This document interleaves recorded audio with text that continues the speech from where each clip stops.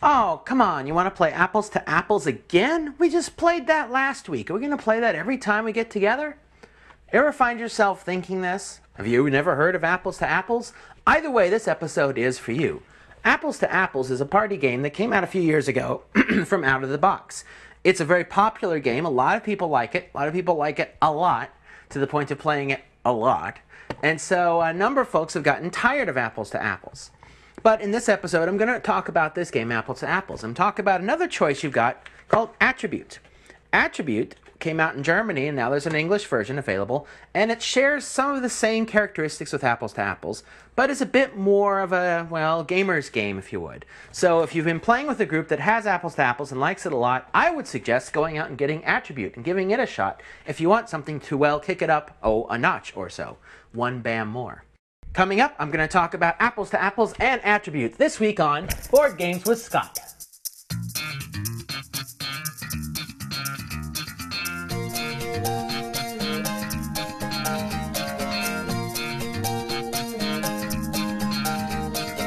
Hi there, welcome to Board Games with Scott. This is a regular video series where I take a board game, explain it, describe it, and briefly review it to give you an idea if it's something you might want to purchase. This week I'm actually going to be talking about two different games that are fairly similar, talking about Apples to Apples and talking about Attribute. First, I'll talk about Apples to Apples. Apples to Apples is a game for 4 to 10 players on the box, although you could play it with more if you wanted. It's a popular party game. There's lots of expansions out for it. You can even print out some of your own cards if you want to do that. It's made by Out of the Box Publishing, and they've got small boxes, they've got versions for kids, they have big crates. There's all sorts of flavors of this game. The game comes with two types of cards, green cards and red cards.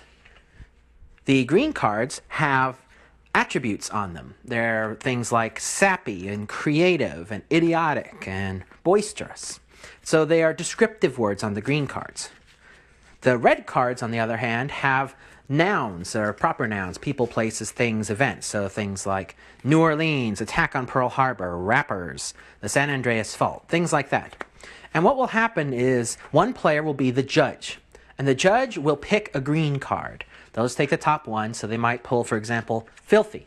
Now, everyone, as fast as they can, looks through their hand of red cards and picks the one that's closest to filthy and throws it in the middle of the table. The judge then collects all the red cards and reads them out loud. So we might say, all right, filthy is the word you're trying to match. So our choices are remote controls. Yes, they are kind of filthy. And it can be fun, by the way, when you're the judge, to kind of chat about the things. Filthy remote controls. We have filthy Dennis Rodman. Well, okay, that's kind of the image he likes to present. We have those filthy piranha. Not that good. Sometimes you're stuck just throwing out something junky because, well, it's in your hand and you want to get rid of it. We have filthy lawyers. And we have, hey, filthy, my hair. My hair's not filthy, I just showered this morning. So the judge then will take up the red cards and decide which one that the judge likes the best. So I might say, if I'm the judge, say, what is the most filthy? Well, I'm going to say that, I'm going to say remote controls are the most filthy. I mean, all those people grabbing at them and bleeping and blopping. Ew.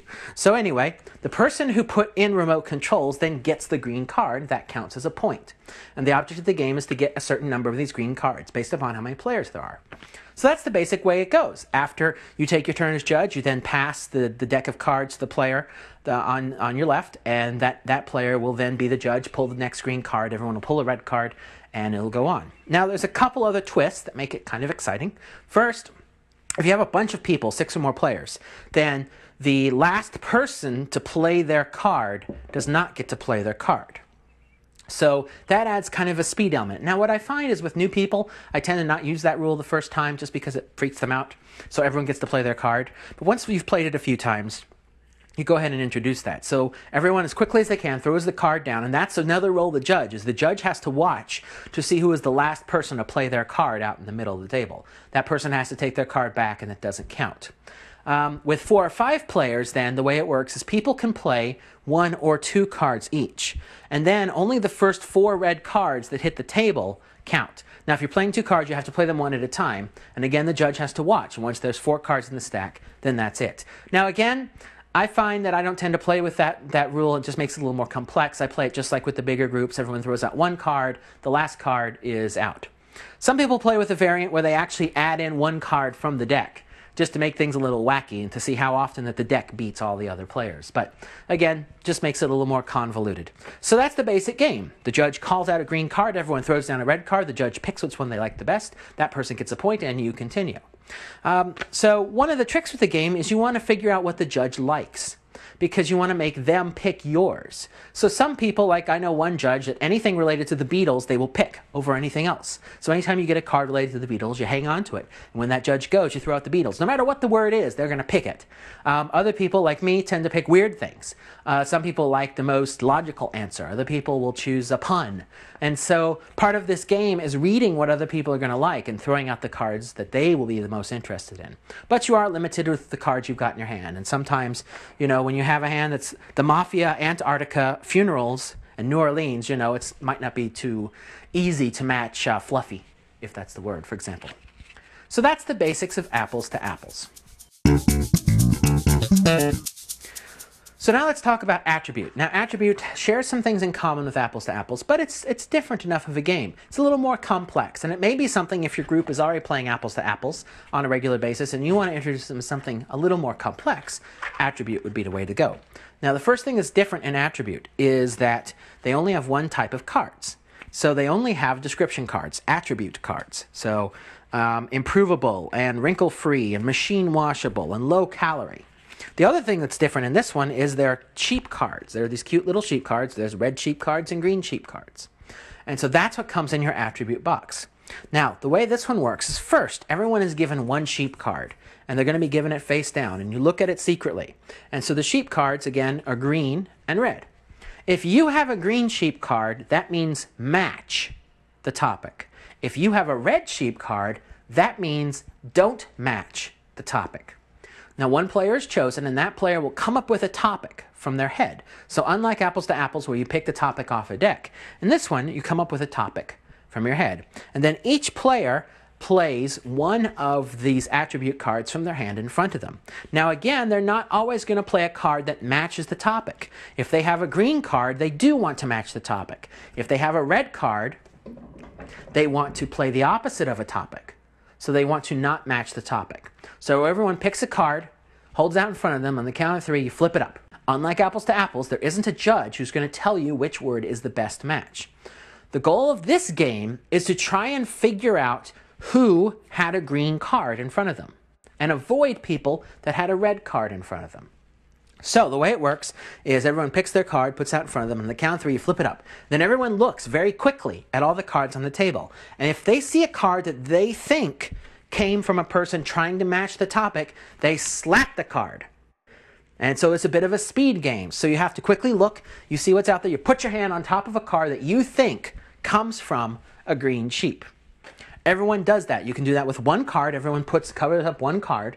Each person can only cover up one, and once someone's got a card, other people can't have it. So you may look around and you may see no uncovered cards that you think belong to people who have green sheep, in which case you don't have to take anything. So then, everyone at this point, some people are reaching across the table and grabbing the cards of others. Other people aren't grabbing any cards. You've grabbed a card if you think that player has a green card in front of them.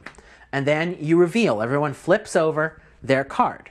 Now, if the person has a green card and you put your hand on their card, then you just slide your hand back, taking the card. That card on the back of it is going to have a little coin which represents a point. So, again, everyone flips their card. If it's green and you have your hand on it, you take it back, you get a point. If it's red and you have your hand on it, then you don't get a point, and in fact, you lose a point. You have to give up one of your points that you won earlier in the game. So if you grab a red card, then you lose a point. If you grab a green card, you gain a point. If you don't grab anything, then your score doesn't change. Now, the other thing you look at is once all the cards have been taken, anyone with a red card that still has their attribute card in front of them, no one grabbed it, they keep the attribute card. That's worth a point. So you get a point if no one takes your red carded word. If someone has a green card in front of them and still has a card, they lose a point because no one took their green carded word. So it's a little convoluted. Again, I'll go through 4 ways to score. First, based upon the card you grab. If you grab a card with someone who has a green sheep in front of them, you get a point. If you grab a card from someone who has a red sheep in front of them, you lose a point. Then, after all the cards that have been grabbed are taken, you then look. Anyone who had a red sheep, who still has their card, no one took it, gets a point, gets to keep the card, because that was good. You wanted people to not take your card. Anyone that has a green sheep, but still has the card in front of them, loses a point. That's bad. You want people to take your card if you have a green sheep. And so that's the way the game goes. And the next player comes up with a topic from their head and names it. So it's a bit more complex. Everyone's playing all the time. You don't have this issue of one person being the uber judge and deciding who gets the point. Instead, everyone's got a chance to win up to 2 points and lose up to 2 points each round based upon what they grab and based upon if anyone takes theirs. It is more complex, but I do like this game quite a bit more. I like Attribute quite a bit more. It gets you more involved. It gets you thinking a lot more about the game rather than just tossing out a red card. Because you might find when people have played apples to apples for a while, they might go into random card syndrome, where they just take the top card and throw it out every time and just wait to see what happens. So with Attribute, you're engaged a lot more. So I guess that's about it. That's Apples to Apples and Attribute. Both of these games are inexpensive. They're games that can be played really as long as you want to play until you're ready to move on to something else. They'll both play with big groups. So the main difference is, do you like a simpler game, simpler rule set where one player is the judge and picks the player with the best answer? Or do you like a game with a more complex rule set where everyone's involved and you have a chance to win points and lose points every round? It's up to you. Both are good games. Both start with the letter A, so it should be easy to find at your friendly local game store. So with that, rankings. Well, they're both party games. Party games can be hard to rate because they really come down to the people that you're playing with. If you're playing with people that you like, both of these games can give you an A gaming experience. If you're playing with people that you don't like, this game tends to hold up a little bit more because it's got more mechanic to it. This game feels kind of flat if you're not laughing and joking, getting to know each other and having a good time. So I give this one the nod of these two. I would give Attributes an A and Apples to Apples an A-. So with that, I will thank you for watching Board Games with Scott. I invite you to go to boardgameswithscott.com and see more episodes.